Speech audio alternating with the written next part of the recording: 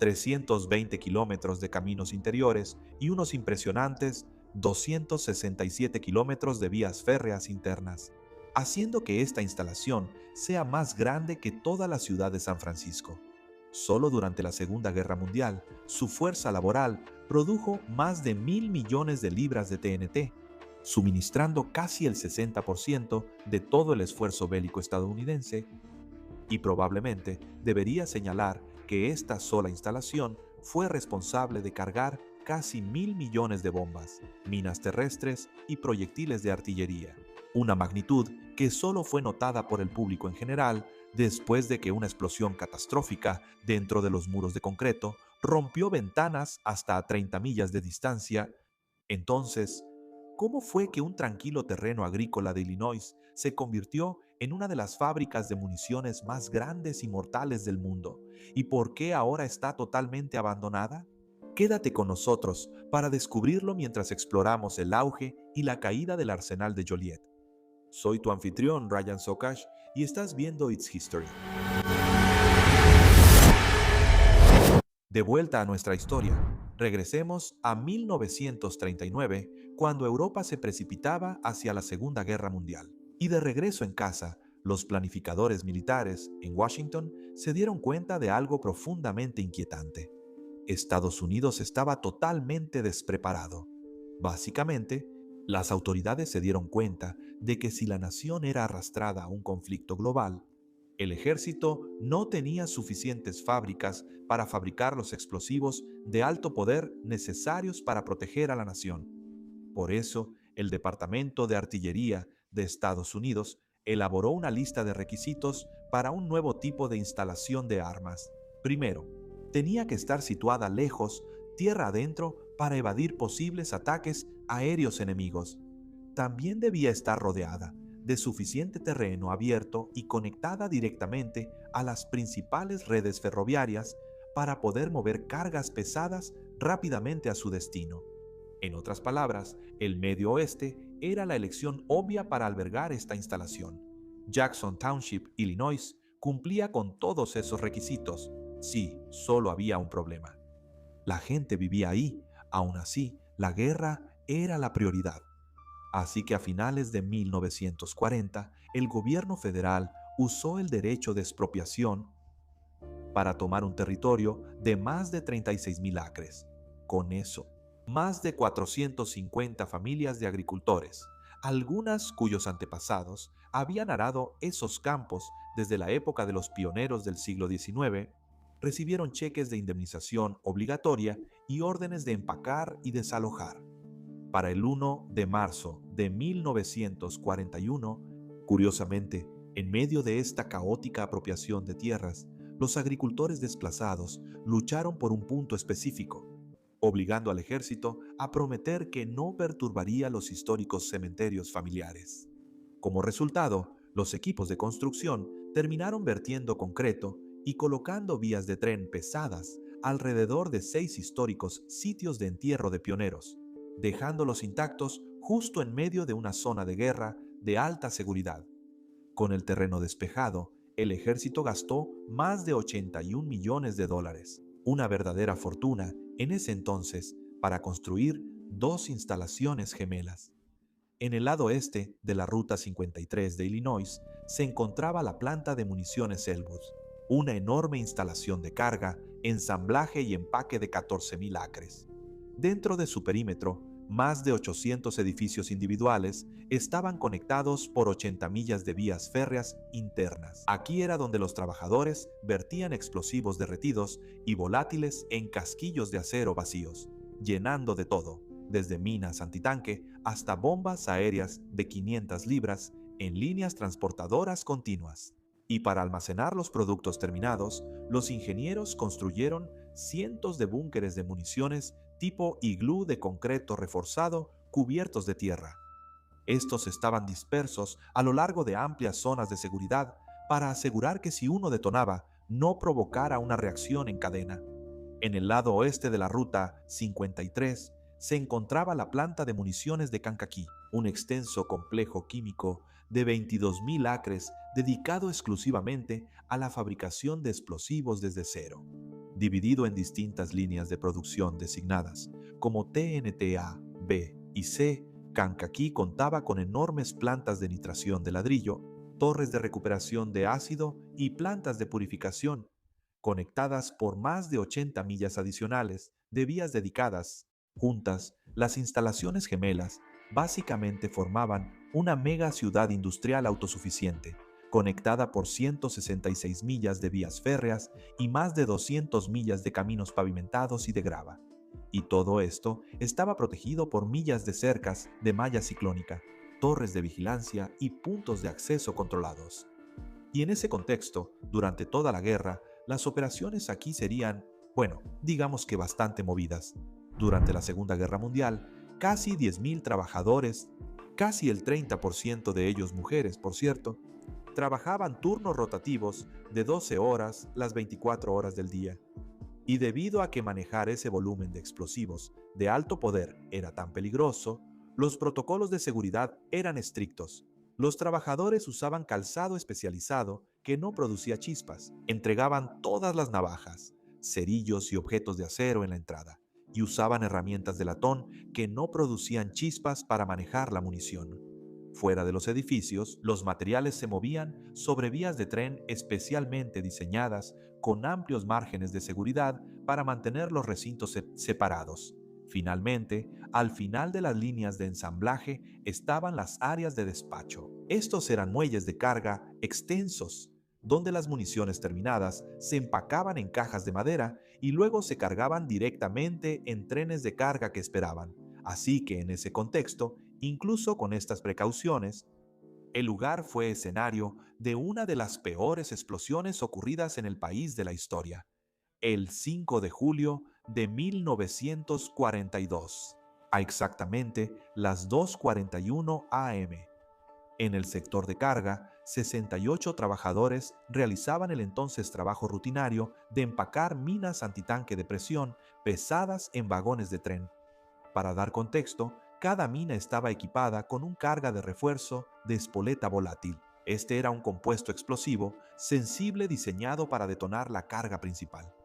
Y para cuando ocurrió el incidente, 2 vagones ya estaban llenos hasta el tope con este material, y un tercer vagón estaba casi lleno. En total, transportaban más de 12.000 minas activas, una fuerza agregada equivalente a más de 62.000 libras de TNT. Así que, aparentemente de la nada, una explosión dentro del área de carga provocó una reacción en cadena catastrófica, detonando los 3 vagones de carga al mismo tiempo. La fuerza de la explosión vaporizó instantáneamente el edificio número 10, dejando atrás nada más que un cráter de casi 4 metros de profundidad en el piso de concreto.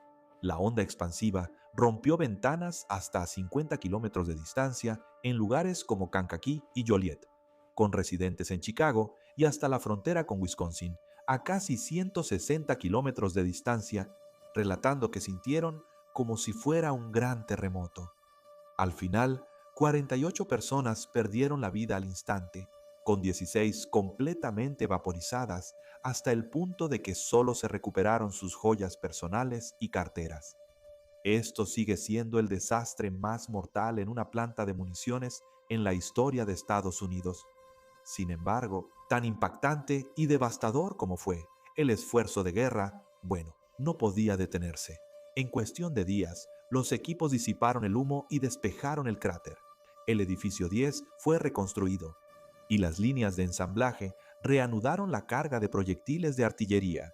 De hecho, según algunas fuentes, muchas viudas de los hombres caídos consiguieron trabajo en las mismas líneas de ensamblaje donde sus esposos habían muerto. La planta siguió adelante hasta el final de la guerra, estableciendo récords nacionales de producción hasta noviembre de 1945. Con la rendición de Japón, el ejército fusionó oficialmente los sitios de Elwood y Kankakee en una sola entidad operativa, la planta de municiones del ejército de Joliet. Y luego, el complejo de tiempos de guerra fue puesto en espera, pero no permanecería inactivo por mucho tiempo. En 1952, con el estallido de la Guerra de Corea, el ejército reactivó oficialmente el arsenal de Joliet. Aquí es donde el Departamento de Defensa invirtió millones en modernizar el complejo, introduciendo cosas como equipos de carga de proyectiles parcialmente automatizados que aumentaron la eficiencia mientras reducían la mano de obra en el sitio. Además, miles de trabajadores civiles regresaron a la instalación, reactivando las líneas de artillería pesada para producir miles de proyectiles de 155 milímetros y 8 pulgadas, el tipo de cosas necesarias para romper el estancamiento de la brutal guerra de trincheras. Sin embargo, una vez que el armisticio del 53 calmó esa guerra, la producción se redujo nuevamente, manteniendo la planta en espera inactiva durante mediados de la década de 1950. Sin embargo, esa relativa calma terminó a mediados de la década de 1960, cuando Estados Unidos intensificó su participación militar en el sudeste asiático, y con eso, la planta de municiones del ejército de Joliet alcanzó sus tasas de producción más altas desde la Segunda Guerra Mundial. Aunque para la década de 1970, la producción comenzó a disminuir drásticamente a medida que las fuerzas estadounidenses se retiraban de Vietnam. También es necesario mencionar que el panorama de la guerra moderna había cambiado fundamentalmente. Las municiones avanzadas guiadas de precisión estaban reemplazando la necesidad de producir en grandes volúmenes. Así que, administrar las instalaciones envejecidas, el complejo industrial intensivo en mano de obra le estaba costando a los contribuyentes millones de dólares desperdiciados cada año. Así fue. En 1976, los trabajadores químicos cerraron las líneas, poniendo fin a la producción de TNT en Joliet de manera permanente. Al año siguiente, los planificadores militares clausuraron por completo la operación, desactivando oficialmente todas las líneas de fabricación y empaque restantes. Así de simple, casi 8.000 empleados fueron despedidos, poniendo fin abruptamente a más de 3 décadas de producción militar continua. Este cierre dejó 36.000 acres de búnkeres de concreto, enormes tanques químicos y kilómetros de vías férreas completamente abandonadas desde entonces. Sin embargo, la historia no termina aquí, ya que el ejército había dejado atrás un desastre oculto que tomaría décadas en descubrirse. A finales de los años 70, la instalación se estaba deteriorando rápidamente, y fue alrededor de esta época cuando comenzó a revelarse una oscura realidad ambiental. Verás, 3 décadas de producción química habían dejado el suelo y el agua subterránea saturados de metales pesados tóxicos. En 1984, la indignación local estalló cuando el ganado de las granjas cercanas comenzó a morir después de beber de los arroyos que fluían directamente desde el perímetro de la base. La contaminación era tan grave que para 1989 la EPA designó oficialmente el Arsenal de Joliet como un sitio Superfund, lanzando una limpieza ambiental federal masiva de varios millones de dólares, con el ejército declarando el sitio como propiedad excedente en 1993. Los líderes locales se enfrentaron a un enorme dilema de 36.000 acres y se hicieron la pregunta: ¿qué haces realmente con décadas de desechos tóxicos? La solución fue audaz: un plan sin precedentes conocido como el concepto Joliet, una estrategia maestra que dividió el antiguo complejo de armas en 4 mundos completamente diferentes.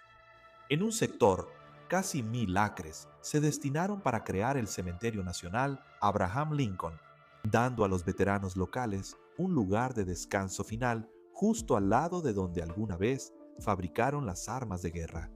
Luego, otras 3.000 acres se entregaron a desarrolladores privados, transformando una parte de la antigua fábrica de bombas en un centro logístico que hoy en día es el puerto interior más grande de América del Norte, con trenes de carga pesada y camiones de carga circulando sobre las antiguas líneas de carga de proyectiles.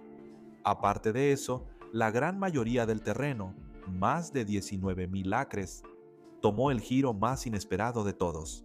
Fue transferido al Servicio Forestal de los Estados Unidos y designado como una pradera nacional de pastos altos. De hecho, es la primera pradera nacional de pastos altos en la historia de Estados Unidos. Aunque lograr la transformación no fue fácil, los equipos de demolición tuvieron que derribar cientos de torres de ácido de ladrillo, remover concreto tóxico, triturado y cubrir el suelo contaminado. En cuanto a esas docenas de iglús de concreto, los búnkeres de municiones esparcidos por toda la propiedad, bueno, todavía siguen en pie hoy en día, aunque ahora están sellados y cubiertos de vegetación. Poco a poco, la naturaleza los está reclamando. Así que para 2015, la extraña transformación del sitio durante un siglo cerró el círculo cuando los conservacionistas reintrodujeron una manada de bisontes americanos salvajes para que pastaran justo sobre la antigua fábrica de TNT. Así que esa es la historia del Arsenal de Joliet. Un agradecimiento especial a los espectadores que enviaron esta idea para el video. Si alguno de ustedes que está viendo tiene un tema que le gustaría que cubriera, por favor, pónganse en contacto a través de la pestaña de comunidad de nuestro canal o mediante el formulario de envío que está enlazado en la descripción de abajo. De lo contrario, como siempre, aquí se despide Ryan Sokash.